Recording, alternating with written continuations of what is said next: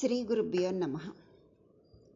మనం ఇంతవరకు చక్కగా గత 4 నెలల నుంచి అష్టాదశ శక్తిపీఠాలని దర్శిస్తూ వస్తున్నాము. అన్నీ చెప్పుకున్న తర్వాత ఇంకా మనకి మిగిలి ఉన్నాయి పంచాశత్ పీఠ రూపిణి. అది కూడా చెప్పుకోవాలి కదా. ఎందుకనంటే ఇప్పటికే 4 నెలలు పట్టింది, ఇంకెన్నాళ్ళు పడుతుందో అంటే ఎన్నాళ్ళు పట్టినా తప్పలేదు, చెప్పుకోవాలి కదా. ఆ పంచాశత్ పీఠ రూపిణి అంటే 51 శక్తిపీఠాలు. 18కి అంత పడితే 51కి ఎంత పడుతుందండి? ఇంకా 108 కూడా ఉన్నాయి. వాటి పేర్లు కూడా ఉన్నాయి. 108కి పేర్లు. సమయం వచ్చినప్పుడు, సమయం ఉంటే అవి కూడా చెప్తాను. లేకపోతే పంచాశత్ పీఠ రూపిణి వరకు చెప్పుకుందాము. ప్రాణేశ్వరి, ప్రాణధాత్రి, పంచాశత్ పీఠ రూపిణి అని కదా చెప్తారు మనకి. అంటే లలితా సహస్రంలో 833వ నామం పంచాశత్ పీఠ రూపిణి. ఇప్పటి వరకు మనం అష్టాదశ శక్తిపీఠాలు చెప్పుకున్నాం. వాటితో పాటు తులజాదేవి, మాహుర్యం, సప్తశృంగి అనే పీఠాల గురించి కూడా చెప్పుకున్నాం. కొన్ని ఉపపీఠాలు చెప్పుకున్నాం. అలాగే 18, అందులో 3.5 అరపీఠం, అర్ధపీఠం, ఇవన్నీ కూడా చెప్పుకున్నాం. ఇప్పుడు మనం పంచాశత్ పీఠ రూపిణి చెప్పుకోవాలి. 18 చెప్పుకున్నాం, వాటి పేర్లు చెప్పుకున్నాం. 50 పీఠాలకి, 108 శక్తి పీఠాలకి కూడా పేర్లు ఉన్నాయి. ఎక్కడ ఉన్నాయో కూడా కొంచెం మనం పరిశీలిస్తే తెలుస్తాయి. 108కి పేర్లు ఉన్నాయి, అవి చెప్పుకోవచ్చు. కాకపోతే అవి ఎక్కడ ఉన్నాయనేది కొంత పరిశీలన కావాలి, అయినప్పుడే తెలుస్తుంది. ఎక్కడెక్కడ ఉంటాయి అని ఎక్కడైనా మనం ప్రయత్నిస్తే అవి తెలుస్తాయి. పర్వత శ్రేణుల్లో, సముద్ర తీరాల్లో, నదీ తీరాల్లో, పుణ్యక్షేత్రాల్లో ఈ శక్తిపీఠాలు పుంఖానుపుంఖాలుగా ఉన్నాయి. లెక్కలేనన్ని, కొన్ని కోట్లు ఉన్నాయి. అయినా 50, 18 ఇలా ఎందుకు చెప్పుకున్నాం అంటే, ఇంతవరకు మనం చెప్పుకున్నది శరీరంలోని శక్తిపీఠాలు ఉన్నాయి, శరీరంలో శక్తిపీఠాలు ఉన్నాయి అని ఒక భావం చెప్పుకున్నాం. బయట అంటే దేశంలో ఉన్న శక్తిపీఠాల గురించి చెప్పుకున్నాం. నేపాల్లో కూడా గుహ్యేశ్వరి అనే ఒక శక్తిపీఠం ఉందండి. దాన్ని ఆధారం చేసుకుని ఉపశక్తి పీఠాలు నేపాల్లో చాలా ఉన్నాయి. విదేశాలుగా భావిస్తున్నటువంటి ఈ కంబోడియా, బాలి మొదలైన చోట్ల కూడా ఈ శక్తిపీఠాలు ఉన్నాయి. ఈ పాకిస్తాన్లో కూడా ఒక శక్తిపీఠం ఉంది, హింగ్లాజ్ దేవి అంటారు. ఇదే మనకి హింగ్లాజ్ దేవి అదేదో సినిమాలో కూడా చూపించారు. ఆ శక్తిపీఠం ఆధారంగానే వచ్చింది ఆ సినిమా, సాహసం అని. ఇప్పుడు పంచాశత్ పీఠ రూపిణి అంటే 50 శక్తిపీఠాలు. అంటే మనలో ఉన్న ప్రాణశక్తి, బయట ఉన్న విశ్వశక్తి, అక్షరశక్తి, ఇవి మూడు అన్నమాట.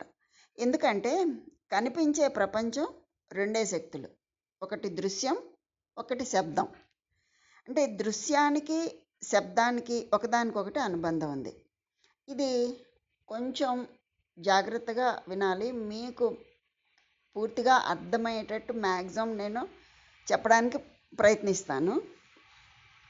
శబ్దం అంటే నాదం. నాదం అంతా కూడా శబ్ద జగత్తు, దృశ్య జగత్తు.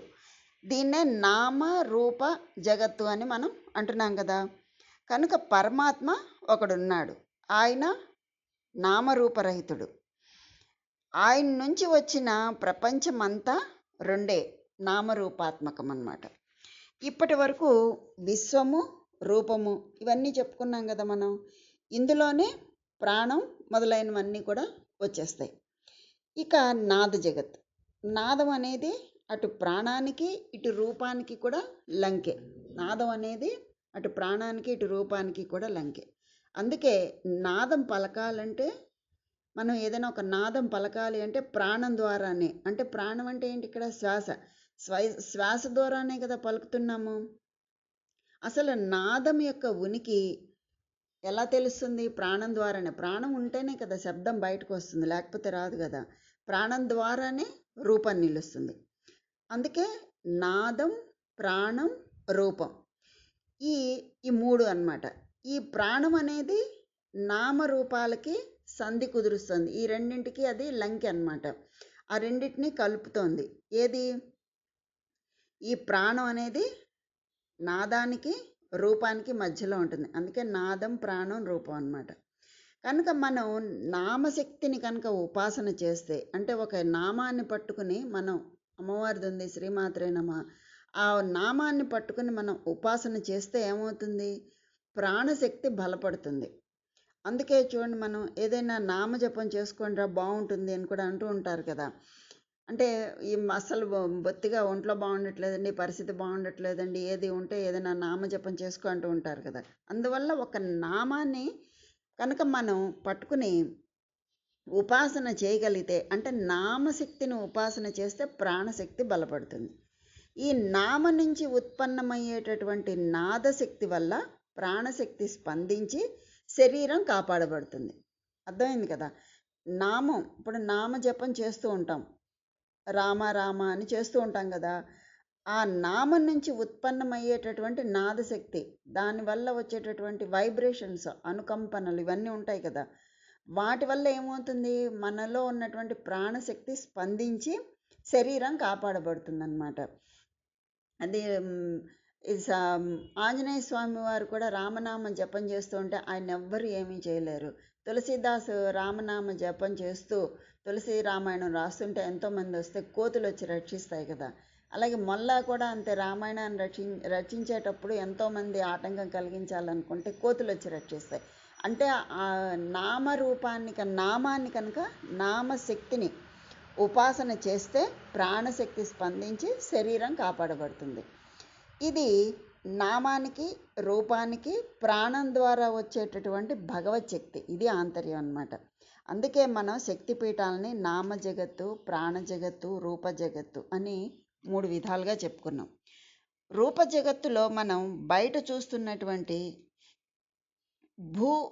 భూమి శరీరం అయితే లోపల ప్రాణమంతా కూడా శక్తిపీఠాలే. రూప జగత్తులో మనం బయట చూస్తున్నటువంటి భూమి శరీరం అయితే లోపల ప్రాణమంతా కూడా శక్తిపీఠాలే. 108 అంటే మనలో పాదం మొదలుకొని ప్రాణశక్తి 108 అంగుళాలు ఉంటుందట. పాదం దగ్గర నుంచి అది 108 అంగుళాలు ఉంటుందట ప్రాణశక్తి.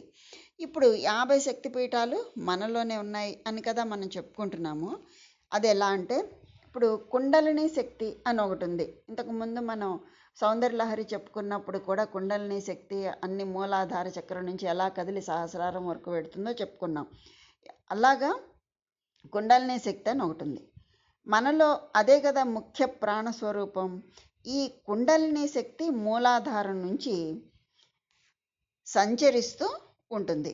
అందులో అందరిలో యోగిలో ఈ ఊర్ధ్వగమనంలో, అంటే యోగిలో ఊర్ధ్వగమనంలో వెడుతూ ఉంటుంది. అంటే కింద నుంచి పైకి వెళ్తుంది, మూలాధారం నుంచి సహస్రాన్ని.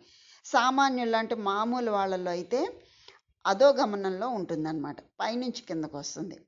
ఎలా అంటే ఒక రాగి తీగలో కరెంటు ఫ్లో ఉంటుందో లేదో, ఎలా ఉంటుంది ఒక రాగి తీగలో కరెంటు ఫ్లో? మన యొక్క వెన్నుపాములో సుషుమ్న యందు శక్తి ఎప్పుడూ ప్రసరిస్తూ ఉంటుంది. అంటే రాగి తీగలో కరెంట్ ఉంటుంది, అది ఎప్పుడు ప్రసరిస్తూ ఉంటుంది. అలాగే మన వెన్నుపాములో కూడా సుషుమ్న యందు ఆ శక్తి ఎప్పుడు ప్రసరిస్తూ ఉంటుంది. అయితే రాగి తీగలోని కరెంటును మనం ఏ విధంగా అయితే చూపించలేమో, అలాగే వెన్నుపాములో సుషుమ్నలో ఉన్న చిదేక రస రూపిణి అయినటువంటి కుండలిని కూడా మనం చూపించలేం. కానీ రాగి తీగలో ఉన్న కరెంటు వల్ల బల్బ్ వెలుగుతోంది, ఫ్యాన్ తిరుగుతోంది, ఇవన్నీ పనిచేస్తున్నాయి కదా. అలాగే వెన్నుపాములో ఉన్న సుషుమ్నలో ఉన్న చిచ్చక్తి వల్ల కన్ను వెలుగుతోంది, చెవి చూస్తోంది, నోరు మాట్లాడుతోంది, ఇవన్నీ చేస్తోంది. అదే విధంగా అన్నమాట. అందుకే మనలో ఉన్న ప్రాణశక్తి ఎవరు అంటే ఆ చిచ్చక్తియే. అందుకే బహిర్మాతృకలో మనం శిరస్సు నుండి పాదాల వరకు న్యాసం చేస్తాం. ఇప్పుడు ఆ పంచాశత్ పీఠాలు మన లోపల ఎలా ఉన్నాయో చూద్దాం. మనం చదువుతున్న లలితా సహస్రంలోనే ఉంది. మన లలితా సహస్రం నుంచే తీసుకున్నాం అనుకోండి. ఎలా?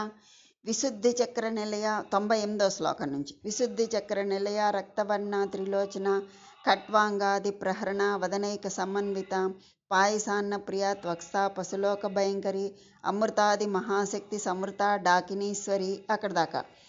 అయితే ఒక భాగం, ఇదంతా ఒక పార్ట్ మొత్తం డాకినీశ్వరి వరకు. విశుద్ధి చక్ర నిలయ నుంచి.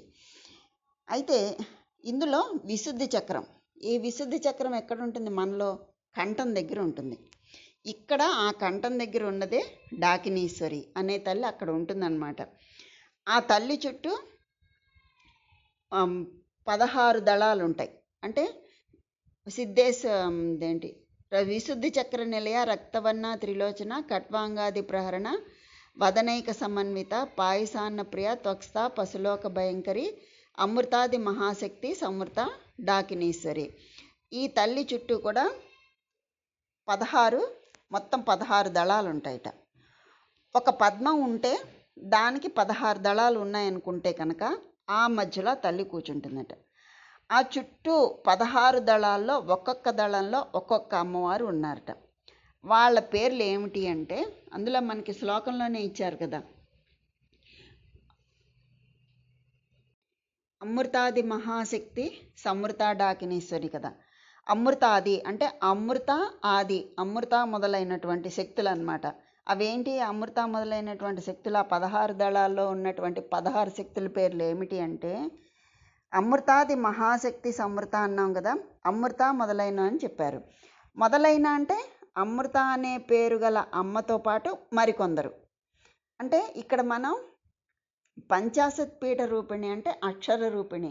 మనకి తెలుగులో ఉన్నటువంటి 56 అక్షరాలు ఉన్నాయి కదా, ఆ నుంచి ఆ బండిరా వరకును అవన్నీ వస్తాయన్నమాట.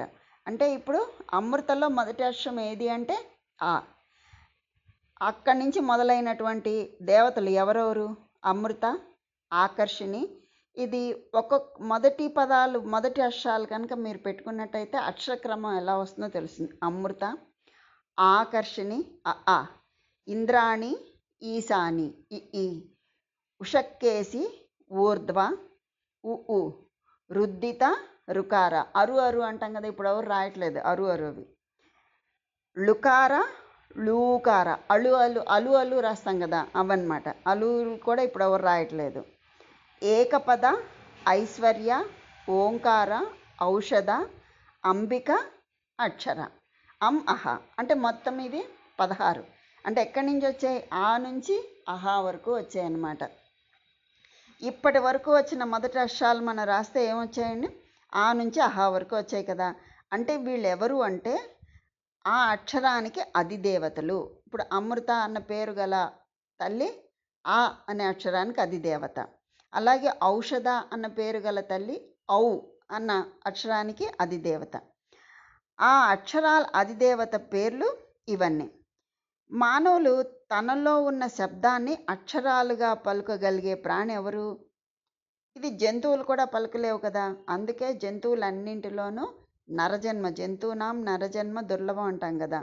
కానీ మానవ జన్మ చాలా గొప్పది. ఈ అక్షరాలన్నీ పలకగలిగే శక్తి ఆ నరజన్మకే ఉంది. కనుక మానవ జన్మ అంత గొప్పది. ఎందుకంటే శబ్దాన్ని సంపూర్ణంగా పలకగలిగే అవకాశం ఈ శరీరానికే ఉంది. ఇలాంటి శరీరం దొరికాక ఇంకా ఆ శబ్దంలో ఉన్న మంత్రశక్తిలో ఉన్న అమ్మవారిని ఉపాసన చేసి మనం గొప్ప స్థితిని పొందాలి కదండి, వదిలేసుకోకూడదు కదా. అందుకని ఈ శబ్దాలున్న శక్తిని ఉపాసించడానికి, ఈ శక్తిని ఉపాసించడానికి వాడాలి. ఏంటి? ఆ ఈ ఇవన్నీ అన్నమాట. కనుక ఒక్కొక్క అక్షరానికి ఉన్న అధిదేవతల పేర్లు ఇప్పటి వరకు మనం చెప్పుకున్నాము. అయితే ఏమండి, వీటికి రూపాలు కూడా ఉన్నాయండి. మీకు కుదిరితే ఒకటో రెండో అవి కూడా చూపిస్తాను. మీకు ఫోటోలు కూడా ఉన్నాయి. అమృత అన్నదానికి ఇలా అకారానికి ఒక దేవత ఉంది. ఆ దేవత ఎలా ఉంటుంది, ఏ వాహనము, ఎన్ని చేతులతో ఉంటుంది, ఏ ఆయుధాలు పట్టుకుంటుంది, ఇలా ప్రతి అక్షరానికి ఒక అధిదేవత, ఒక అధిదేవతకి ఒక రూపం అన్నీ ఉన్నాయండి. ఆ తల్లి గురించి చెప్పుకుంటే మనకి జీవితం సరిపోదని అందుకే అనుకునేది. కనుక ఇప్పటి వరకు మనం ఏం చెప్పుకున్నాం? శబ్దానికి ఒక్కొక్క అక్షరానికి ఉన్నటువంటి అధిదేవతల పేర్లు ఇప్పటి వరకు చెప్పుకున్నాం. కనుక అకారానికి అధిదేవత అమృత అనబడే తల్లి, ఆకారానికి అధిదేవత ఆకర్షణి. ఇలాగే అన్నీను. ఇప్పుడు మనకి ఆ నుంచి అహా వరకు వచ్చాయి. అ ఈ ఉ, అరు అలు అలు, ఏ ఐ ఓ ఔ అమ్మహ. ఇలాగ 16 అక్షరాలు వచ్చాయి. అవన్నమాట 16 దళాల్లో ఉన్న పద్మంలో కూర్చున్న ఆ తల్లి, ఆ 16 దళాలు ఉన్న శక్తుల యొక్క పేర్లవి. పైగా ఈ దేవతలకి రూపాలు ఉన్నాయి. అది విశేషం ఇక్కడ. ఒక్కొక్క దేవతకి ఎన్ని చేతులు ఉంటాయి, ఏ ఏ ఆయుధాలు పట్టుకుంటుంది, అవన్నీ కూడా ఉన్నాయండి. ఆ అని మనం పలికినప్పుడు ఆ స్పందన శక్తి వల్ల వచ్చే చైతన్యం ఒక రూపం ధరిస్తే ఆ రూపమే ఆ దేవత అన్నమాట. ఇలా మొత్తం ఆ నుండి అహా వరకు 16 అక్షరాలు. ఇవన్నీ కూడా విశుద్ధి చక్రం ఎక్కడ కంఠంలో ఉంటాయి. అక్కడి నుంచి మీరు అంటే ఈ క్రమాన్ని గుర్తుపెట్టుకుంటూ వింటూ వస్తే కనుక మీకు చాలా సులభంగా అర్థమవుతుంది. మ్యాక్సిమం అంత సులభంగా అర్థమయ్యేటట్టు చెప్పడానికి ప్రయత్నం చేస్తాను. అంటే మనం పలికేటప్పుడు అక్షరముల యొక్క స్పందన కేంద్రం అది. అంతే కదండి, కంఠం నుంచే కదా కేంద్రం అది. మనం పలికేటప్పుడు ఆ మాటల యొక్క స్పందన కేంద్రం ఇక్కడ స్పందించి కంఠం బాగోలేదండి, ఇవాళ నేను పాడలేనండి, ఇవాళ నేను చెప్పలేనండి అంటాం, కంఠం బాగోలేనండి అని. అందుకని ఆ విశుద్ధి చక్రంలో ఉన్నటువంటి ఆ తల్లిని కనుక కొలుచుకున్నట్టయితే మనకి కంఠం బాగుంటుంది, చక్కగా మాట్లాడగలుగుతాం. ఆ తల్లిని కొలిచి మాట్లాడుకునే మాటలు మంచిగా ఉండాలి, మళ్ళీ పిచ్చిగా ఉండకూడదు. అందువల్ల అంటే మనం పలికేటప్పుడు అక్షరముల యొక్క స్పందన కేంద్రం ఇది. ఆ 16 దళాల మధ్యలో కూర్చున్న తల్లి పేరే డాకినీశ్వరి. ఇప్పుడు తర్వాత అనాహతాబ్జ నిలయ శ్యామాభా వదనద్వయ దంష్ట్రోజ్వల క్షమాలాది ధరా రుధిర సంస్థిత కాళరాత్ర్యాది శక్తౌఘవృద స్నిగ్ధౌదన ప్రియ మహావీరేంద్ర వరద రాకిన్యంబా స్వరూపిణి. ఇందులో ఏమేం చెప్పారు? కాళరాత్ర్యాది శక్తౌఘవృత, కాళరాత్రి మొదలైనటువంటి అన్నమాట, అంటే కాతో మొదలయ్యేవి అని. ఇప్పుడు అనాహతంలో ఉన్నటువంటి దేవి పేరు రాకిణీదేవి. ఆ దేవి ఆ అనాహతాబ్జంలో కూర్చునుంది. ఈవిడ కూర్చున్నటువంటి ఈ పద్మానికి ఉన్నటువంటి దళాలెన్ని? 12 దళాలు. ఇక్కడ కాళరాత్రాది శక్తౌఘవృద అని చెప్పి ఆది అని ఎప్పుడైతే వచ్చిందో మీకు అదే గుర్తు. ఇప్పుడు లలిత సహస్రం చదువుకుంటే మీకు ఈ దేవతలందరూ గుర్తుకొచ్చేస్తారు. కాళరాత్రి ఆది అంటే కాళరాత్రి ఆది, కాళరాత్రి ఆది, కాళరాత్రితో మొదలు ఆది అని అంటే కాళరాత్రి నుంచి అలా మొదలుకొని ఇంకా కొంతమంది ఉన్నారు అని. వాళ్ళు ఎవరు? ఇప్పుడు ఆహా వరకు అయిపోయింది కదా, తర్వాత వచ్చేవేంటి? కక్క గగ్గ ఇඤ చ చ జ ఝ ఇణి ఇవి కదా. అందుకనే మనకి ఆ వర్ణక్రమం గుర్తుపెట్టుకుంటే ఇవి బాగా వస్తాయి.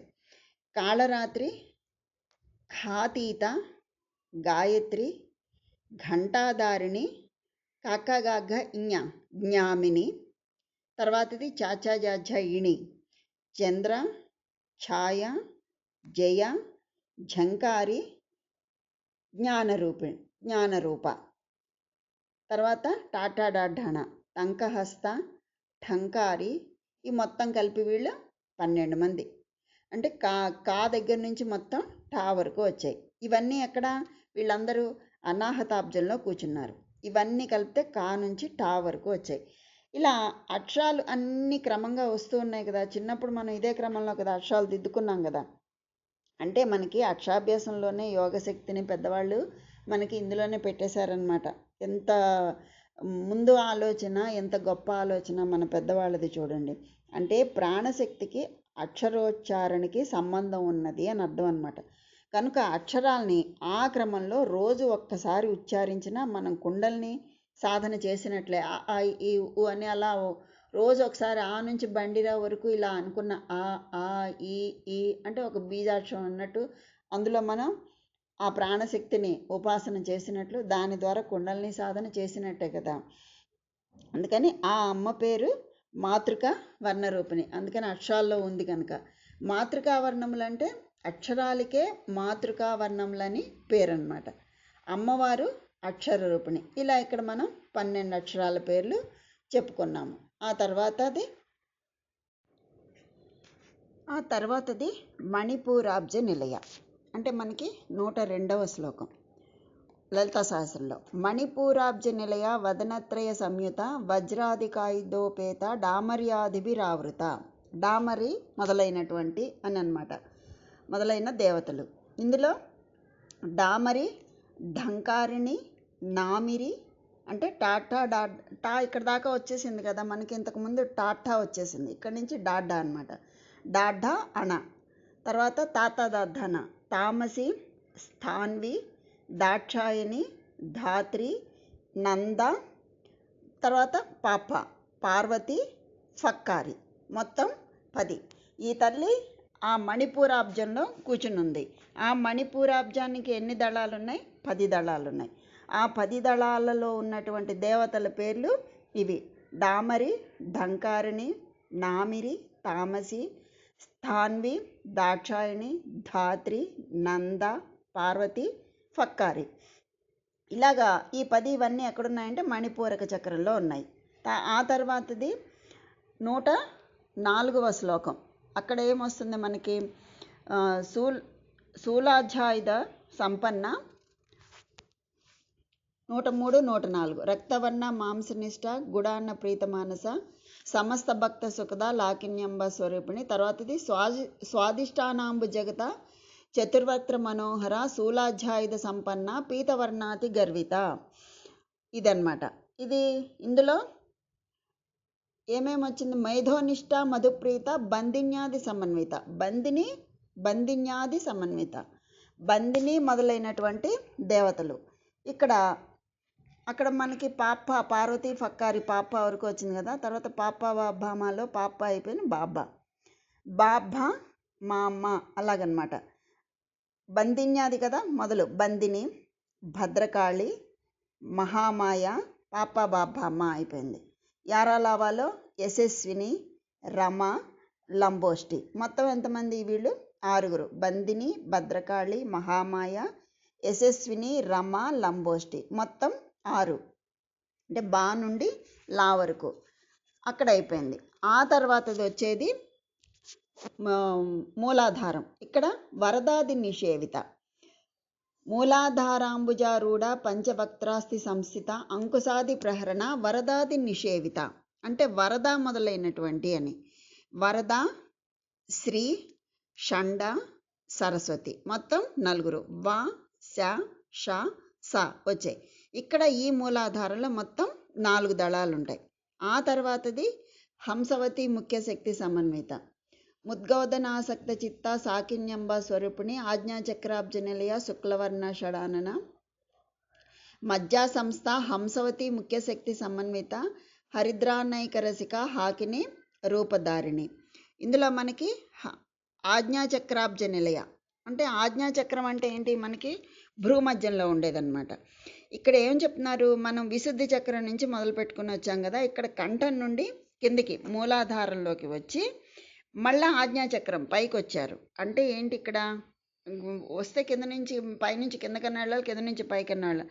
కానీ ఏం చేశారు? విశుద్ధి చక్రం నుంచి మొదలుపెట్టి మూలాధారానికి వచ్చారు. మూలాధారం చదువుకున్నాం కదా. ఇప్పుడు వరద, శ్రీ, షండ, సరస్వతి 4 ఉన్నారు కదా. అక్కడికి వచ్చిన తర్వాత మళ్ళీ ఆజ్ఞాచక్రం హంసవతి ముఖ్య శక్తి సమన్విత అందులో ఉంది కదా. ఆజ్ఞాచక్రాబ్జ నిలయ శుక్లవర్ణ షడానన మజ్జా సంస్థ హంసవతి ముఖ్య శక్తి సమన్విత అందులో ఆజ్ఞాచక్రానికి వచ్చారనమాట. మనకి లలితా సహస్ర క్రమం చూసుకుంటేనే మనకి అర్థమవుతుంది. అయితే ఈ ఆజ్ఞాచక్రం మళ్ళీ పైకి వచ్చారు. అంటే అకారం నుండి ప్రారంభిస్తాం కనుక కంఠం దగ్గర అకారం ఉంది కనుక అక్కడ నుండి ప్రారంభించారు వసిన్యాది వాగ్దేవతలు. అంతేకాదు, కంఠం అంటే ఆకాశతత్వం, తర్వాత ఆ తర్వాత వచ్చేది ఆకాశతత్వం, దాని కిందకెడితే వాయుతత్వం, తర్వాతది అగ్నితత్వం, ఆ తర్వాతది జలతత్వం, ఆ తర్వాతది భూతతత్వం, అదే మూలాధారం. అంటే ఆకాశం, వాయు, అగ్ని, జలం, భూమి, ఇదే కదా వరుస. ఆ విధంగా వచ్చారనమాట. అందుకు విశుద్ధి నుండి మొదలు పెట్టారనమాట. ఆజ్ఞాచక్రం దేనికి ప్రతీక అంటే అది మనసు చక్రం. మన శరీరంలోని పంచభూతాలని ఇది కంట్రోల్ చేస్తుందన్నమాట, అంటే అదుపు చేస్తుంది. మన మనస్సు యొక్క చక్రం భ్రూమధ్యంలో అంటే ఆజ్ఞాచక్రంలో ఉంది. మనస్సు యొక్క చక్రం భ్రూమధ్యంలో ఉంది. ఇవి అన్నీ అందరిలోనూ ఉంటాయి. ఇప్పుడు ఆజ్ఞాచక్రంలో హంసవతి ముఖ్య శక్తి అన్నమాట. ఆజ్ఞాచక్రంలో హంసవతి ముఖ్య శక్తి సమన్విత కదా. ఆజ్ఞాచక్రాబ్జ నిలయ శుక్లవర్ణ షడానన మజ్జా సంస్థ హంసవతి ముఖ్య శక్తి సమన్విత. ఇదేంటి 107వ శ్లోకం అన్నమాట. అందులో ఈ ఆజ్ఞాచక్రంలో హంసవతి ముఖ్య శక్తి సమన్విత ఇదన్నమాట. ఇక్కడ కొందరు 2 దళాల పద్మం ఉంది అంటారు. ఆ 2 దళాల మధ్యలో కూర్చుని ఉంటుంది ఆ తల్లి. ఆ 2 ఏంటి అవి? హ, క్ష. కానీ ఏరా లావా శేష సా హ అళ అక్ష కదా, హ ళ అక్ష అవి వరుస క్రమంలో వచ్చినప్పుడు అలా రావాలి. కానీ ఇక్కడ రెండే దళాలు చెప్తున్నారు. అంటే మధ్యలో ఒక దళం ఉంది అని చెప్తారు, కానీ అదేంటి అళ, లకార రూపిణి. కళ అంటాం కదా, చంద్రకళ, కళలో అళ అన్నమాట. లా అనేది ద్రవిడ భాషలో కనిపిస్తుంది, కానీ మనకి హ క్ష ఇందులో కనిపించదు. హంసవతి, క్షమావతి. హ క్ష ఉన్నటువంటి అక్షరాల అధిదేవతలు ఎవరంటే హాకి హంసవతి, క్షాకి క్షమావతి అని ఇవి రెండు శక్తులటవి. ఇప్పుడు మళ్ళీ మొత్తం కలపండి. మనకి 16, మొట్టమొదటిది మనకి విశుద్ధి చక్రంలో వచ్చినవి 16 దళాలు, ఆ తర్వాత 12, తర్వాత 10, తర్వాత 6, 4, 2, ఈ మొత్తం కలిపితే ఎన్ని అయ్యాయి? 50. ఇది పంచాశత్ పీఠ రూపిణి. ఇప్పుడు మనకి ఆ మధ్యలో హ క్ష, హ ళ క్ష కదా, ఆ అళాని కూడా కలుపుకుంటే 51. ఇదన్నమాట 51 శక్తిపీఠాలు. ఇదే పంచాశత్ పీఠ రూపిణి అంటే ఇదన్నమాట. ఇక్కడ ఒక్కొక్క దళంలో ఒక్కొక్క శక్తి, ఒక్కొక్క పీఠం అన్నమాట. అంటే ఆ పీఠంలో ఇందాక మనం చెప్పుకున్నటువంటి శక్తి పీఠాలకి దానికి ఏదో అనుబంధం ఉంది కదండి. ఇందులో మళ్ళీ ప్రధానంగా ఒక 18 ఉంటాయి అష్టాదశ శక్తిపీఠాలు. ఇలా మనం అన్వయించుకుంటూ వెడితే కనుక అక్షరశక్తులే పీఠాలు అని మనకి ఇప్పుడు అర్థమైంది కదండి. ఇలా చూసుకుంటే అంటే మీకు అర్థమయ్యేటట్టు చెప్పగలుగుతున్నాను అనుకుంటున్నాను, కానీ నా ప్రయత్నం నేను చేస్తున్నాను. మీరు కూడా చదువుతూ ఇలా చూస్తే కనుక అర్థమవుతుంది అనుకుంటున్నాను.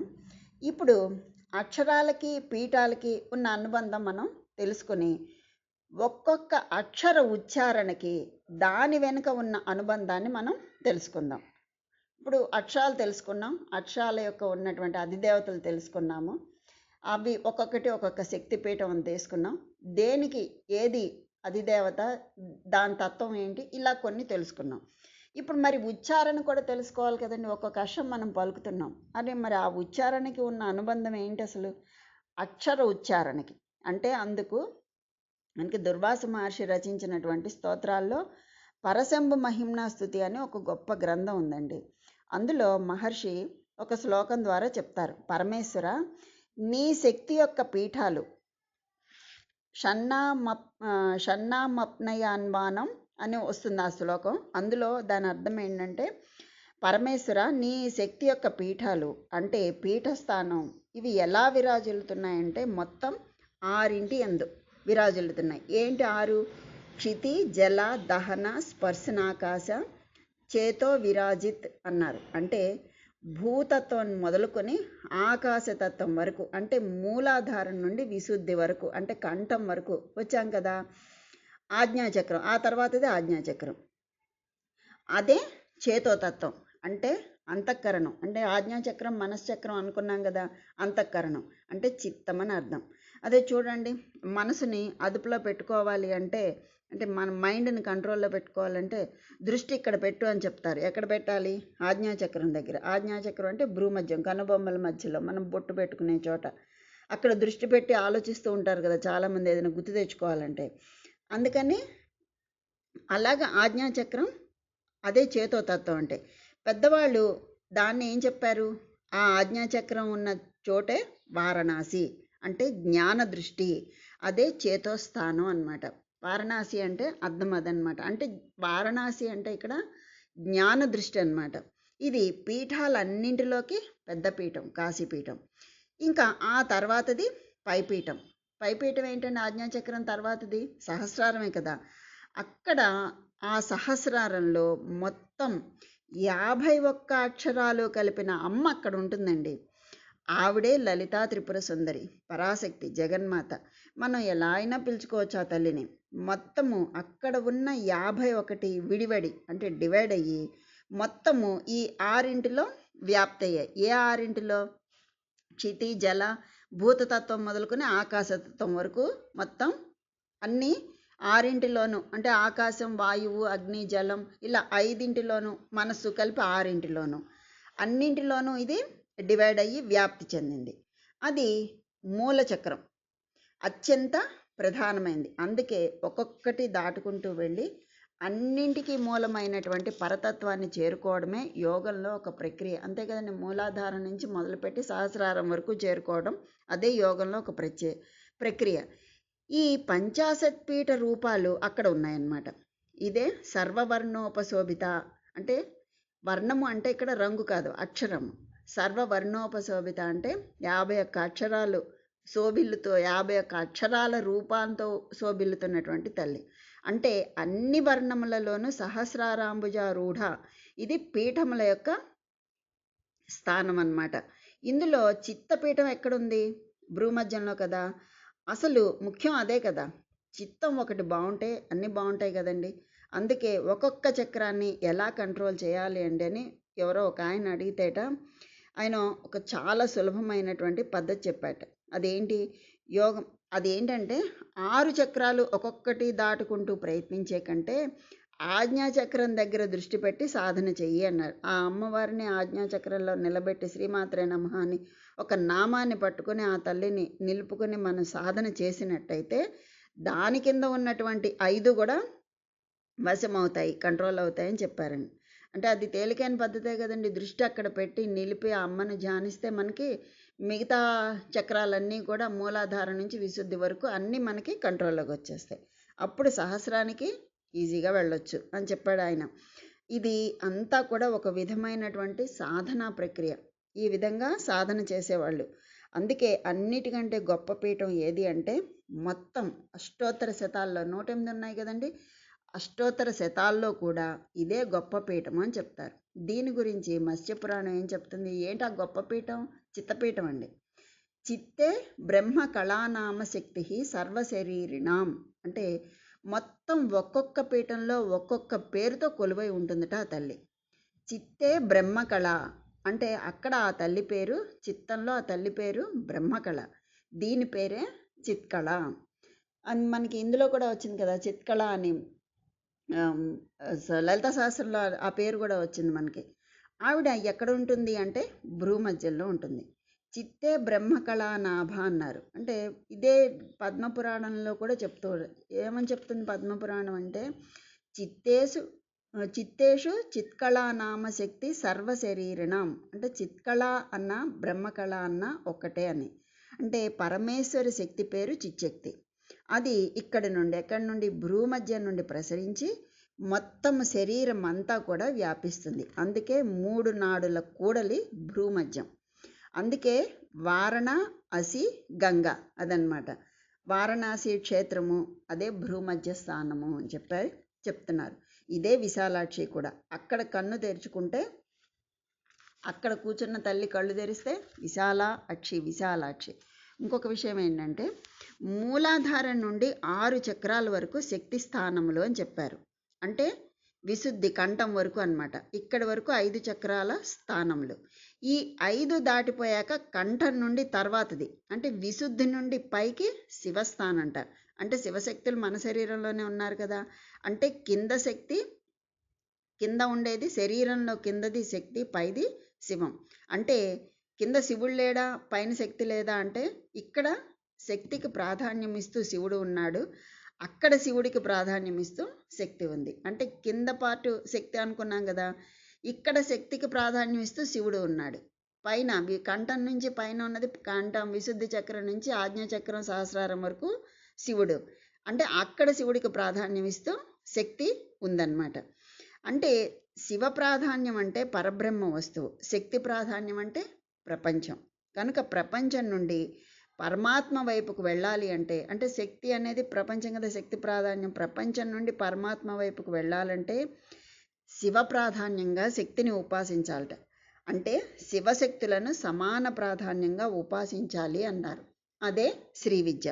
కనుక శక్తి పీఠాలు శాంభవ పీఠాలు. కనుక శంభు పీఠంలో శక్తి, శంభుని యొక్క పీఠంలో శక్తి కలిసి ఉంటుంది. కానీ శంభుడు ప్రధానంగా కనపడుతూ ఉంటాడు. అలా కంఠం నుండి పైకి వెళుతూ ఎంత పైకి వెడతాము అంత పరబ్రహ్మ స్థితికి వెడతాము. అందుకని అమ్మ కేవలం పరబ్రహ్మ స్వరూపిణిగా ఉండే చోటు ఏది అంటే ఆజ్ఞాచక్రం, అదే భ్రూమధ్యం. అంటే కిందకి ప్రపంచమైతే భ్రూమధ్యం నుండి పైకి పరమాత్మ. ఈ రెండింటికి సంధి స్థానం అంటే ఏది? భ్రూమధ్యం. ఇదే సంధ్య అంటారు. ఇక్కడికి అంటే భ్రూమధ్యం కానీ మనం చేరగలిగితే, మూలాధారం నుంచి భ్రూమధ్యాన్ని కనుక మనం చేరగలిగితే ఈ సంధి ప్రదేశం దగ్గరికి వచ్చేసినట్లే, అంటే బోర్డర్కి వచ్చేసినట్టే. ఇంకా అక్కడి నుండి ప్రపంచం వదిలి పరమాత్మ, ఈ రెండు కలిసిన చోటు కదా అది. భ్రూమధ్యం అంటే ఇక్కడ కింద నుంచి పైకి వస్తే ప్రపంచం, పైనుంచి కిందకు వస్తే పరమాత్మ. ఈ రెండు కలిసినటువంటి చోటు భ్రూమధ్యం. ఆ చోటు నుంచి పరమాత్మలోకి వెళ్ళగలం అన్నమాట. అంటే సహస్రారంలోకి చాలా సులభంగా వెళ్ళగలుగుతాం. అందుకే అక్కడికి వెళ్ళాము అంటే అదే రుద్రగ్రంథి విభేదిని. అప్పుడు సహస్రారాంబుజారూఢ సుధాసారాభివర్షణ, అక్కడికి వెళ్తే అదే కదండి. కనుక 51 శక్తి పీఠాలు ఎక్కడ ఉన్నాయి? మన శరీరంలోనే ఉన్నాయి. అంతేకాదు ఇంకొక 4 పీఠాలు కూడా మనలో ఉన్నాయటండి. ఏంటవి? కామగిరి పీఠం, పూర్ణగిరి పీఠం, జాలంధర పీఠం, ఓడ్యాన పీఠం. ఇవి మనం భౌతికంగా చదువుకున్నాం. మన శరీరంలో ఈ 4 ఎక్కడున్నాయి? ఇందులో కామగిరి పీఠం అంటే మూలాధారం, పూర్ణగిరి పీఠం అంటే హృదయస్థానం, జాలంధర పీఠం అంటే కంఠస్థానం. ఇవి యోగంలో కూడా వాడుతూ ఉంటారు కదండి. జాలంధర బంధం, ఓడ్యాన బంధం అని కూడా మనం యోగంలో అవి వింటూ ఉంటాం బంధాలు. ఉపాసన, యోగమన్నా ఉపాసన అన్నా రెండు ఒకటేనండి. భ్రూమధ్య నుండి పైన అంతా కూడా ఓడ్యాన పీఠ స్థానం అని చెప్పబడుతోంది. వీటిని స్పందింపచేసి భూమి అందు ఎక్కడ ఉన్నాయి? స్పందింపచేసే శక్తి భూమి అందు ఎక్కడ ఉన్నాయి అంటే కామగిరి పీఠం. ఇది సరిగ్గా మనకు కాంచీపురం. దీన్ని కామగిరి పీఠం అంటారు. తర్వాతది పూర్ణగిరి. ఇది ఎక్కడుంది పూర్ణగిరి? ఇది బదరి మొదలైన ప్రాంతాల వైపు ఉంది. అంటే హిమవత్ పర్వతాల్లో ఉంది. ఇది ఇప్పటికీ కూడా అక్కడ ఉందిట. కొంతమంది ఉపాసకులు కూడా అక్కడ ఉన్నారటండి. అది ఆ పీఠం శంకర భగవత్పాదులు ఆయన సాంప్రదాయానికి సంబంధించినటువంటి పీఠాధీశ్వరులు కొలుచుకుంటూ ఉంటారట అక్కడ ఉన్న తల్లిని. ఆ తర్వాతది జాలంధర పీఠం. దీన్ని కొందరు జ్వాలాముఖి అని కూడా అంటారు, కొందరు అలంపురి అంటారు. కానీ జాలంధర పీఠం ఎక్కడుందండి? పంజాబ్, జలంధర్. జలంధర్ అంటే అదే అమ్మవారు, జాలంధర పీఠం. ఓడ్యాన పీఠం అనగానే మనకి భ్రూమధ్య స్థానం, అక్కడి నుంచి సహస్రారం వరకు ఓడ్యాన పీఠం. ఇది ఎక్కడుంది? ఇది కామాఖ్య అని చెప్పబడుతోంది. ఈ ఓడ్యాన పీఠం అంటే కాశీకి కామాఖ్యకి ఉన్న అనుబంధం మళ్ళీ మనకి ఇక్కడ కనిపిస్తుంది అన్నమాట, భ్రూమధ్యం దగ్గర. అంటే మనకి ఓడ్యానపీఠం అనగానే భ్రూమధ్య స్థానం నుండి సహస్రారం వరకు కదా. ఇందాక మనం భ్రూమధ్య స్థానంలో వరుణ, అసి, గంగా 3 నాడులు ఉన్నటువంటి ప్రదేశం అని చెప్పాం కదా. అంటే ఇక్కడ మనకి దీన్నే కామాఖ్య అన్నాం. అంటే కాశీకి కామాఖ్యకి ఉన్న అనుబంధం మళ్ళీ మనకి ఇక్కడ కనిపిస్తుంది. అందుకే ఓడ్యాన పీఠం, జాలంధర పీఠం, పూర్ణగిరి పీఠం, కామగిరి పీఠం ఇవి 18 శక్తి పీఠాలు. ఇలా మొత్తం మన శరీరంలో విశ్వమంతా కూడా అమ్మమయం. ఇది ఇలా ఉంటే మరి 18 వచ్చాయి. అవి ఎందుకు చెప్పారు? 18 18 శక్తి పీఠాలు ప్రధానంగా చెప్తున్నారు కదా. అంటే ఏంటంటే అక్షరాల ప్రకారంగా కనుక మనం చూస్తే ఆ అనే ఒక అక్షరం ఉందనుకోండి, 18 ప్రధానంగా చెప్తారు కదా. ఆ 18 ఎలా వచ్చాయి ప్రధానమైన పీఠాలు అంటే, ఇప్పుడు మనం అక్షరాల ప్రకారం చదువుకుంటూ వస్తున్నాం కాబట్టి ఆ అక్షరాల ప్రకారంగా కనుక చూసామనుకోండి, ఇప్పుడు ఆ అనే అక్షరం ఉంది. ఇప్పుడు ఆ అనే ఒక అక్షరం ఉంది అనుకోండి, ఒక అక్షరాన్ని మనం ఎన్ని రకాలుగా పలుకుతారో మనకి వ్యాకరణ శాస్త్రం చెప్తుంది. ఆ అనే అక్షరాన్ని, ఒక్కొక్క అక్షరాన్ని కొన్ని ఆ సందర్భాన్ని బట్టి, ఆ పదాన్ని బట్టి ఒక్కొక్క రకంగా పలుకుతాం.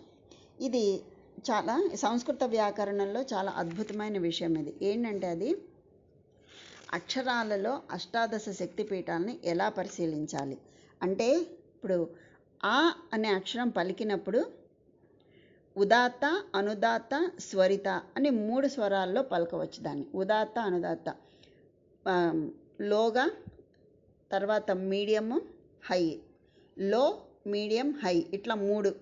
ఉదాత్త, అనుదాత్త, స్వరిత, లో, మీడియము, హై, ఇలా 3 రకాలుగా 3 స్వరాలతో దాన్ని పలకచ్చు. అంటే అప్పుడు ఆ అనే అక్షరం ఎన్ని రకాలుగా పలకచ్చు? లో, మీడియం, హై అంటే 3 రకాలుగా పలకచ్చు. అంటే 3 అయ్యాయి కదండి అక్కడ. అంటే ఆ అనే అక్షరం 3. తర్వాత దానిని హ్రస్వ దీర్ఘ ప్లుత అంటే పొట్టిగా దీర్ఘంగా ప్లుతంగా కూడా పలకొచ్చు. అంటే క్ క కా అలాగా 3 రకాలుగా మనం పలకొచ్చు. పొట్టిగా దీర్ఘంగా ప్లుతంగా. అంటే స్వరం ఉచ్చారణలోనేమో లో మీడియం హై, దాన్ని స్వరం అది, దాన్ని మళ్ళీ పొట్టిగా దీర్ఘంగా ప్లుతంగా పలకొచ్చు. అంటే లోగా పలికినప్పుడు క క కా అలాగనమాట. అక్కడ ఏమైంది, అలాగ 3 స్వరాలు వచ్చాయి కదా, ఇది ఇలాగా మనం దీర్ఘంగా పలకొచ్చు. అంటే అక్కడ 3 ఇక్కడ 3 ఎన్ని అయ్యాయి, 6 అయ్యాయి. ఇలాగ మనం హ్రస్వం దీర్ఘం ప్లుతం అనే మాటలో ఉదాత్త అనుదాత్త స్వరితాలు ఇవన్నీ పలకొచ్చు.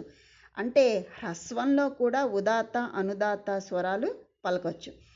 ఇప్పుడు మనం పొట్టిగా దీర్ఘంగా ప్లుతంగా అనుకున్నాం కదా, హ్రస్వము దీర్ఘము ప్లుతము ఇలాగా. అంటే ఇప్పుడు హ్రస్వంలో 3 స్వరాలు పలకొచ్చు. అంటే పొట్టిగా పలికేటప్పుడు దాన్ని లోగా మీడియంగా హైగా పలకొచ్చు. అంటే ఉదాత్తలో ఎన్ని వచ్చాయి, 3 వచ్చాయి. హ్రస్వంలో ఒక అక్షరాన్ని హ్రస్వము దీర్ఘము ప్లుతము ఇలా 3 రకాలుగా పలుకుతాం కదా, 3 స్వరాలు. ఏమేంటది, లో మీడియం హై 3 స్వరాలు. అలాంటప్పుడు మనము హ్రస్వాన్ని ఒక అక్షరాన్ని హ్రస్వంలో పలికేటప్పుడు దాన్ని 3 రకాల పిచ్చులు, హై పిచ్చి లో పిచ్చి అంటాం కదా, ఆ పిచ్చిలో పలకచ్చు. ఒక అక్షరాన్ని హ్రస్వంలో పలికేటప్పుడు ఉదాత్త అనుదాత్త స్వరితాలుగా పలకచ్చు. అంటే 3 పిచ్చుల్లో దాన్ని పలకచ్చు ఒక అక్షరాన్ని. అప్పటికి ఎంత అయింది, 3. అలాగే దీర్ఘం, హ్రస్వము దీర్ఘము ప్లుతము. దీర్ఘంలో కూడా 3 పిచ్చులు పలకచ్చు, లో మీడియం హై. అలాగే ప్లుతంలో కూడా 3 పిచ్చులు పలకచ్చు, లో మీడియం హై. ఇలా 3 పిచ్చుల్లో మనం పలకచ్చు. అంటే ఇక్కడ ఏమైంది, హ్రస్వము దీర్ఘము ప్లుతము ఇలాంటి అక్షరాలని 3 పిచ్చుల్లో పలికేటప్పుడు 3 3 9 అయింది కదా.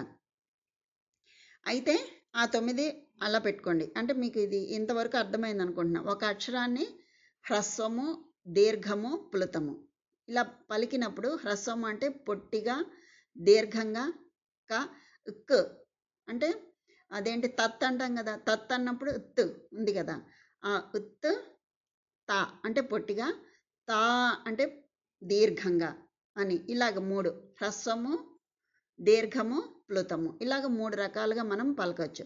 ఆ 3టిని కూడా 3 పిచ్చుల్లో త్ త్ త్ అని గట్టిగా అలా 3 పిచ్చుల్లో పలకచ్చు. అలాగే మీకు ఎన్ని అయ్యాయి, అలాగా హ్రస్వంలో 3 దీర్ఘంలో 3 ప్లుతంలో 3 అంటే 3 పిచ్చుల్లో మనం ఒక అక్షరాన్ని పలికేటప్పుడు అది ఎంతైంది, 3 3 9 అయింది. అక్కడికి ఆ 9 అయ్యాయి కదా, అష్టాదశ శక్తి పీఠాల్లో 9 వచ్చాయి. ఇంకో 9 ఉన్నాయి కదా, ఆ 9 ఎలా వస్తాయి, ఇది మనం కొంచెం జాగ్రత్తగా, అంటే మనం రోజు మాట్లాడుకునే వాటిల్లో ఉంటాయి ఇవన్నీ కూడాను. కానీ మనం ఎప్పుడు దాన్ని గమనించం, మాట్లాడేసుకుంటూ ఉంటాం. కనుక ఇప్పుడు మనం ఇది తెలిసింది కాబట్టి మనం ఆలోచిస్తే అష్టాదశ శక్తి పీఠాలు మనం పలికే ప్రతి మాటలోని ఎలా ఉన్నాయనేది మనకి ఇప్పుడు ఈజీగా అర్థమవుతుంది. ఆలోచిస్తే శాస్త్రం, లేకపోతే వ్యవహారం, అంతే కదండి. ఇప్పుడు ఉదాత్త అనుదాత్త స్వరితములు అనుకున్నాం కదా, లో మీడియం హై అని పిచ్చి. అవి చెబుతూ హ్రస్వ దీర్ఘ ప్లుతాలు అని చెప్పుకున్నాం కదా. హ్రస్వాక్షరం దీర్ఘాక్షరం ప్లుతాక్షరం ఒక్కొక్క అక్షరాన్ని 3 పిచ్చుల్లో పలకచ్చు. అలా 3 3 9 అయ్యాయి. అయితే దీనికి హ్రస్వం దీర్ఘం ప్లుతం వీటిలో ఒక్కొక్క దానికి ఉదాత్త అనుదాత్త ఇలా పడికినప్పుడు ఒక్కొక్క దానికి 3 చొప్పున 3 × 3 9. ఈ 9టిని కూడా అనునాసిక నిరనునాసిక అని 2 ప్రక్రియల్లో పలుకుతాంట. అంటే అనునాసిక ముక్కుతో పలికేవి కొన్ని, ముక్కు సహాయంతో పలికేవి కొన్ని, ముక్కు సహాయం లేకుండా మామూలుగా మాట్లాడేవి కొన్ని, అదనమాట. ఇప్పుడు 9 వచ్చాయి కదండి, ఆ 9లో కొన్ని ముక్కు సహాయంతో పలుకుతాం. అక్కడికి ఎంతైనా ఆ 9ను ఈ 9 3 9లు 9. ఇవి 2 కలిపితే ఈ హ్రస్వము దీర్ఘము ప్లుతము వీటిలో ఈ లో మీడియం హై ఉదాత్త అనుదాత్త స్వరితాల్లో పలికినప్పుడు 3 × 3 9 వచ్చింది కదా. ఈ 3 × 3నే ఎలా పలుకుతాము, కొన్ని ముక్కు సహాయంతో పలుకుతాం, కొన్ని ముక్కు మామూలుగా పలుకుతాం. అప్పుడు ఎన్ని అయినాయి మళ్ళీ? అవి కూడా 3x3 అయ్యాయి. అవి అంటే 3 అక్షరాలు హ్రస్వంతో మూడు స్వరాల్లో పలుకుతున్నాం కదా, అక్కడికి 3 అయ్యాయి. ఆ మూడింటిని మనం ముక్కు సహాయంతో పలకచ్చు, ముక్కు మామూలుగా కూడా పలకచ్చు. అట్లా 2 అయ్యాయి. అది 3 3 9. అలాగ ప్రతి దానిని లెక్కేసుకుంటూ వస్తే అవి 3x3 9 అయినట్టే ఇవి కూడా 3x3 9. ఈ 2 కలిపితేనే 18. అంటే ఈ మ్యాటర్ మీకు అర్థమైంది అనుకుంటున్నాను నేను. అలాగే ఈ 9ని కూడా మనం ముక్కు సహాయంతో పలికేవి కొన్ని, ముక్కు సహాయం లేకుండా పలికేవి కొన్ని. అంటే ఇక్కడ అనునాసికం అంటే ముక్కు సహాయంతో పలికేది, నిరనునాసిక అంటే ముక్కు సహాయం లేకుండా మామూలుగా పలికేది. అంటే 9 అనునాసికం ముక్కుతో పలుకుతాం, 9 ముక్కు సహాయం లేకుండా పలుకుతాం. కలిపి మొత్తం ఎన్ని అయ్యాయండి? 18 అయ్యాయి. అదే అష్టాదశ శక్తిపీఠాలు అంటే. అక్షరాలు 50 అని చెప్తూ, శక్తిపీఠాలు చెబుతూ, ఉచ్చారణ భేదంలో 18 చెప్తూ వచ్చారు. అంటే ఈ 18 50కి చెందుతాయి కదండి. అందుకే అష్టాదశ శక్తిపీఠాలు అని చెప్పడంలో మనకి పరిపూర్ణత ఈ విధంగా వస్తుందన్నమాట. అందుకే మనం ఇవన్నీ గమనిస్తే తెలుస్తూ ఉంటుంది. ప్రతిదీ మనం ఇలా గమనించుకుంటూ వెళ్ళామనుకోండి, ప్రతిదీ కూడా అమ్మ స్వరూపమే అని తెలుస్తుంది. అందుకే వాగర్థములు అని చెప్పారు. వాగర్థావివ సంపృక్తవు కదా, వాక్కు అర్థము. దీన్ని ఎలా అన్వయించారు వాక్కుని అర్థాన్ని అంటే, మనకి అష్టాదశ శక్తిపీఠాలు ఏర్పడడానికి అసలు కారణం ఏంటి? మూల కారణం దక్షయజ్ఞం. దక్షయజ్ఞంలో నిరీశ్వర యాగం చేయటం వల్ల ఆ సతీదేవి వచ్చి శివుణ్ణి అవమానిస్తుంటే భరించలేక తను యోగాగ్నిలో దగ్ధమైపోతుంది. అది కదా అసలు కదా.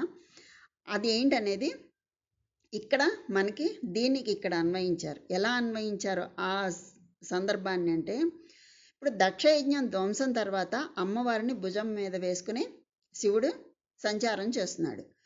విష్ణువు వెనకాలే వచ్చాడు, చక్రం ప్రయోగించాడు. అది అమ్మవారి శరీరం ఖండాంతరాలయ్యి అష్టాదశ శక్తిపీఠాలుగా వెలిసింది. అది కదా మనకి కథ. అసలు శక్తిపీఠాలు ఏర్పడడానికి కారణమైన కథ. దీని వెనక ఉన్న తత్వం ఏంటి అంటే, ఈశ్వరుని అధిష్ఠించిన శక్తి ఉనికి కోసం, అంటే స్థితి కోసం, అంటే స్థితికారకుడు విష్ణువు ఆ స్థితి కోసం వ్యాపింపబడింది అని చెప్పి. అంటే శివుణ్ణి అధిష్ఠించిన దేవత, శివుడు భుజం మీద వేసుకున్నాడు కదా, ఆ శివుణ్ణి అధిష్ఠించిన దేవత వ్యాపించడానికి తిరుగుతోంది. ఎక్కడ వ్యాపించాలో తెలియక స్థితికారుడు ఏం చేస్తాడు? దాన్ని వ్యాపింపచేసి ఒక చోట స్థిరంగా నిశ్చలంగా ఉంచుతాడనమాట. అది దీని వెనుక ఉన్నటువంటి తత్వం. అంటే ఈ స్థితికారుడైనటువంటి విష్ణువు వ్యాపింపచేశాడు, అంటే స్ప్రెడ్ చేశాడు మనల్లో ఉన్నటువంటి కుండల్ని. ఆ విధంగా శరీరం అంతా వ్యాపింపచేసినటువంటి ఈశ్వర చైతన్యమే విష్ణువు. ఆత్మయే శివుడు, శక్తియే అమ్మవారు. మనలో ఉన్నటువంటి శక్తి అమ్మవారు, మనలో ఉన్న ఆత్మ శివుడు, మనలో ఉన్నటువంటి కుండల్ని శక్తి చైతన్యమే విష్ణువు. ఆ ముగ్గురే మన శరీరంలో ఈ విధంగా వ్యాపించి ఉన్నారు. ఇంకొక విశేషం ఏంటంటే, అక్షరాల ప్రకారంగా చూస్తే వాగర్థావివ సంపృక్తం అని కాళిదాసు ఆయన కావ్యం రాసేటప్పుడు దీంతో మొదలు పెడతాడు కదా, రఘువంశం. అంటే వాకుకి ప్రయోజనం, అర్థం. ఏదైనా ఒక మాట మాట్లాడామంటే దానికి అర్థం ఉండాలి కదండి. ఏంట్రా అర్థం బర్థం లేని మాటలు అంటూ ఉంటాం కదా. వాగర్థము అంటే అది. వాకుకి ఒక ప్రయోజనం, అర్థం. అర్థం లేదు అంటే అది మాట అవుతుందా? కాదు కదా. ఏంటి పిచ్చి పిచ్చిగా మాట్లాడుతున్నాం అంటారు. ఎందుకంటే అర్థం లేని మాట మాట్లాడితే పిచ్చి పిచ్చిగా అంటాం కదా. అంటే ఒక మాట చెప్పాము అంటే మాట ద్వారా మనం ఏదో తెలుసుకోవాలని కదండి. మాట చెప్పాము అంటే, ఒరే అది ఇలా పట్రా అంటే ఆ వస్తువుని ఇటు తీసుకురా అని అర్థం. అది చెప్పాము అంటే దాంట్లో ఒక ప్రయోజనం ఉంది, దాని అర్థం ఏంటో మనకి తెలుస్తుంది. తెలుసుకోవాలని కదా మనం మాట్లాడతాం. ఎవరైనా మాట అందుకే మాట్లాడతారు. అంటే మాటకి అర్థం ఉండి తీరాలి అని అర్థం. అర్థం లేకపోతే మాట లేదు. కనుక ప్రతి మాటకు అర్థం అనేది ప్రయోజనం. అందుకని అర్థం లేని మాటలు మాట్లాడుకుంటూ ఉంటాం కదా. అందుకని ప్రతి మాటకి ప్రయోజనం ఉంది. అందుకే దాని పేరే అర్థం అన్నారు. అయితే వాక్కులు ఎన్ని ఉన్నప్పటికీ వాటి అర్థం, పరమార్థం తెలియాలి. పరమార్థం తెలియని వాక్కులు చాలా ప్రమాదకరాలు. అందుకే పరమార్థ జ్ఞానాన్ని విడిచిపెట్టి వాక్కుని ఒక్కొక్కటి పట్టుకుని ఇది నా ఆధీనము అని చెప్పి దక్షుడు అనుకున్నాడు.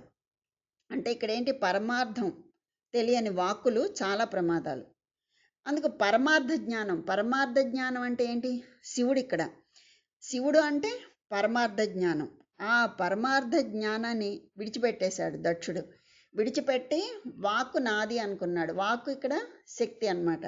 ఆ అమ్మవారు నాది అనుకున్నాడు. ఆ వాక్కును ఒక్కదాన్ని పట్టుకున్నాడు. ఇది నా అధీనం, నా ఇష్టము అని చెప్పి ఇష్టం వచ్చినట్టు మాట్లాడాడు అనమాట.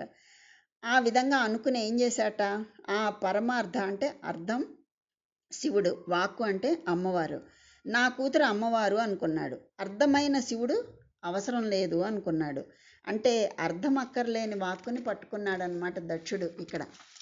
అప్పుడు అర్థం అక్కర్లేని వాక్కు ఎలా ఉంటుందండి? జడంలా ఉంటుంది. అందుకే ఆవిడ శవంలాగా పడి ఉంది. అయినప్పటికీ ఆ అర్థమే మోస్తోంది దాన్ని, ఆ పరమార్థమే మోస్తోంది. ఎవరు? శివుడే దాన్ని మోస్తున్నాడు. అంటే ఆయన యందు ఆధారపడి ఉంది. ఇది చూశాడు విష్ణువు. మరి వాక్కు వ్యాపించాలి కదండి. ఆయన ఎవరు అంటే, ఎప్పుడు మనం ఏ అక్షరం అంటే ప్రతి అక్షరం పలకాలి అంటే ముందుగా నోరు తెరుచుకోవాలి, ఓపెన్ అవ్వాలి కదా. ఆ అనాలి అంటే నోరు తెరుచుకుంటేనే మనం ఆ అక్షరాన్ని అనగలుగుతాం. ఆ నోరు తెరుచుకున్నప్పుడు మొట్టమొదట ఏం పలుకుతాం? ఆ అని, అంతే కదండి. నోరు తెరవగానే పలికేది. అందుకే అది ఆద్యాక్షరం. ఆ ఆద్యాక్షరమే అన్నింటికీ గొప్పది. వర్ణానాం అకారోస్మి అని భగవద్గీతలో కూడా చెప్పారు కదా. అంటే వర్ణాల్లో అకారాన్ని నేను అని చెప్పాడు కదా విభూతి యోగంలో శ్రీకృష్ణ భగవానుడు. అంటే అక్షరాలలో అకారాన్ని నేను అన్నాడు భగవద్గీతలో. కనుక ఇప్పుడు విష్ణువు అంటే ఎవరు? అకారం. అందుకు విష్ణువు ఏం చేశాడు అంటే శివుడి వెనకాలే వెళ్ళాట. అంటే పరమార్థ జ్ఞానాన్ని దృష్టిలో పెట్టుకుని ఆ విష్ణువు అరూప చైతన్యమైనటువంటి మొత్తం వాక్కునంతటినీ కూడా, అంటే జడంలా ఉంది కదా వాక్కు అమ్మవారు. వాక్కు అమ్మవారు అనుకున్నాం కదా. ఆ అమ్మవారు జడంలా ఉంది. ఆ వాక్కునంతటినీ కూడా ప్రయోజనకారిగా వ్యాపింపచేశాడు. ఎలాగా? తన సుదర్శన చక్రంతో. ఇది ఇందులోనే మనకి దక్షయజ్ఞంలో ఉన్నటువంటి శక్తిపీఠాల్లో ఉన్నటువంటి వెనక ఉండే ఆంతర్యం. అందుకే మనం వాగర్ధావివ సంపృక్తం అని చెప్పి అనుకుంటూ ఉంటాం కదా.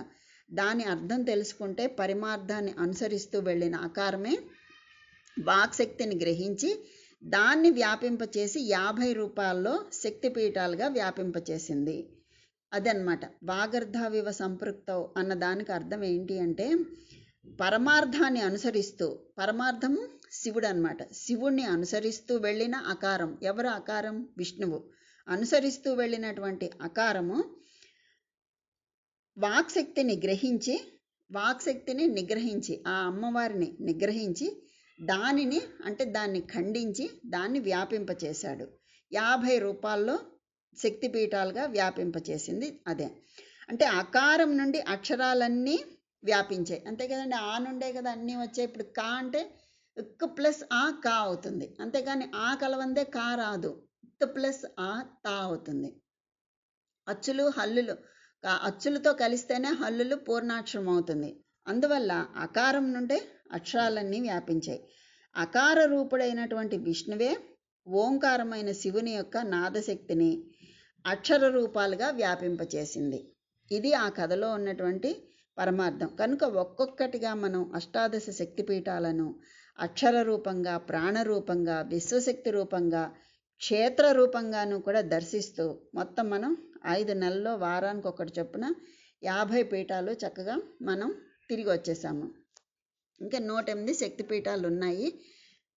వాటికి పేర్లు కూడా ఉన్నాయి. కాకపోతే ఎక్కడెక్కడ ఉన్నాయనేది కూడా కొంతవరకు తెలుస్తుంది, కానీ వాటి గురించినటువంటి పూర్తి చరిత్ర ఎక్కడ అంటే నాకు దొరకలేదు. ఎక్కడైనా ఉందేమో తెలియదు నాకు. నా వరకు, నా పరిధికి నాకు దొరకలేదు అది. ఎవరి దగ్గరైనా ఉంటే చెప్పండి, చక్కగా అవి కూడా చెప్పుకుందాము అవకాశం ఉంటేను. ఇది మనకి పంచాశత్ పీఠ రూపిణి. ఇది ఎందుకు చెప్పుకున్నామంటే, అష్టాదశ శక్తిపీఠాలు చెప్పుకున్నాక ఇది చెప్పుకోకపోతే దానికి పరిపూర్ణత్వం ఉండదు కాబట్టి దాన్ని మనం ఇలాగా చెప్పుకున్నామన్నమాట. కనుక ఆ తల్లి యొక్క అనుగ్రహం అందరికీ కలగాలని కోరుకుంటూ, అలాగే మనం ఈ లంకాయాం శాంకరీదేవి అన్న శ్లోకం ఒకటి ఉంది కదా. మన ఈ శ్లోకం ఉంది కదా, స్తోత్రము, అష్టాదశ శక్తిపీఠాలు శంకరాచార్యుల వారు ఇచ్చినటువంటి స్తోత్రం. లంకాయాం శాంకరీదేవి కామాక్షి కాంచికాపురే, ప్రద్యుమ్నే శృంగళాదేవి చాముండే క్రౌంచపట్టణే, అలంపురే జోగులాంబ శ్రీశైలే భ్రమరాంబిక కొల్హాపురే మహాలక్ష్మి మాహుర్యే ఏకవీరిక ఉజ్జయిన్యాం మహాకాళి పీఠిక్యాం పురుహూతిక ఓడ్యాయాం గిరిజాదేవి మాణిక్య దక్షవాటికే హరిక్షేత్రే కామరూప ప్రయాగే మాధవేశ్వరి జ్వాలాయాం వైష్ణవీదేవి గయా మాంగళ్యగౌరిక వారాణస్యాం విశాలాక్షి కాశ్మీరేషు సరస్వతి అష్టాదశ సుపీఠాని యోగినామపి దుర్లభం. ఈ స్తోత్రాన్ని కనుక ఎవరైనా సాయంకాలే పఠే నిత్యం ప్రతిరోజు సాయంకాలం పఠించిన వాళ్ళకి శత్రు వినాశనం జరుగుతుంది. సర్వరోగహరం దివ్యం సర్వ సంపత్కరం శుభం. కనుక ఈ శ్లోకాన్ని ప్రతి నిత్యం మనకి చక్కగా నవరాత్రులు కూడా రాబోతున్నాయి. ఇవన్నీ ఒక్కసారి స్మరించుకుంటూ ఈ శ్లోకాన్ని రోజు పారాయణ చేసుకుంటూ ఇవన్నీ చేస్తూ ఉంటే మనకి సర్వశత్రు వినాశనం సర్వరోగహరం దివ్యం సర్వ సంపత్కరం శుభం. కనుక ఇంతవరకు మనం చక్కగా ఈ యాత్రని ఈ రోజుతో సంపూర్ణం చేసుకున్నాము. ఎప్పుడు సమాప్తం కాదండి, ఎప్పుడు సంపూర్ణమే అవ్వాలి, పూర్ణంగా ఉండాలి. సమాప్తం ఎప్పుడు అవ్వదు, సంపూర్ణమే అవుతూ ఉంటుంది. ఇంత చక్కగా చేసుకున్నాము. అందరూ సహకరించినందుకు ధన్యవాదాలు తెలియజేసుకుంటూ ఆ పరాశక్తి యొక్క అనుగ్రహం అందరికీ కలగాలని కోరుకుంటూ స్వస్తి.